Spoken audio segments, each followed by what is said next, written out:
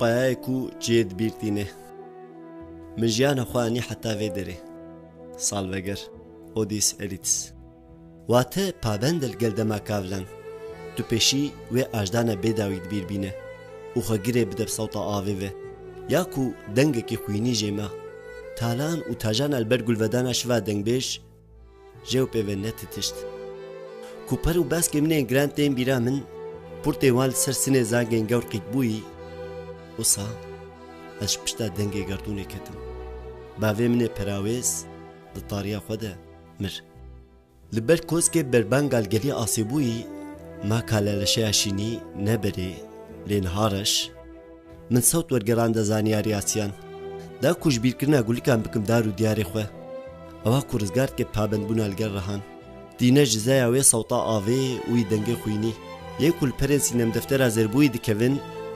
kêrê dadweşînin li birîna bedew a dilsoziyê wisa ez hîn bûm bê çawa dar dirêjî avê dibe û bê çawa eylo cawê esmên diderizîne û li vî niştimanê xwe yê dûr û derez ez hogirî bendewariya nebezim dibişkivînim kêlên li zar û zimanê tev zîketî kel li canê xwedana hewşa kumreş dikeve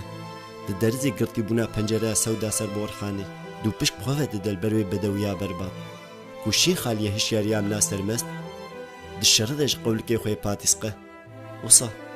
ez sekinîm wek kevirê bendewariyê û min dît beriya xwîn li berê me yî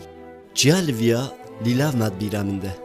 peyva helisî bizar kir tirazina bêheydadê gaw masî pêket bû serhonazê bîranînê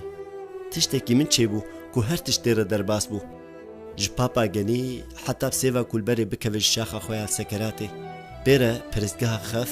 nûr û neder weşand ji li vîla zarokên zinarîn li ber jejerûna zestaniyan min ev şadiya bi lemelem kolal dilê xwe û ziman li min geriya bi dîtina ku min çiya dît